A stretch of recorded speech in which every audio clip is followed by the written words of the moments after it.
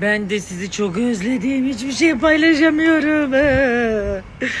Çünkü paylaşsam da çok yüklenmiyor.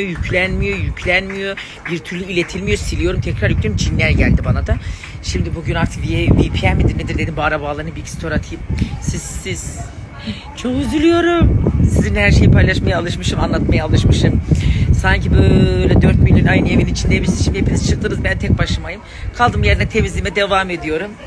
Gittim nişanlıma sürpriz yaptım. Dedim ki sana kargo gelmiş, çık balkona dedim. Balkona bir çıktık, çiçeklerle kapının önündeyim. İnanılmaz mutlu oldu. Beraber güzel gezdik ettik. Bugün saat 4'te uçaktan indim. Şimdi de akrabamızın kız istemesi var. Oraya geldik. Yalnız olay ne biliyor musunuz burada? Kızla oğlan Amerika'da. Biz online bağlandık. Hepimiz oturduk söz yemeği gibi yemek yiyoruz.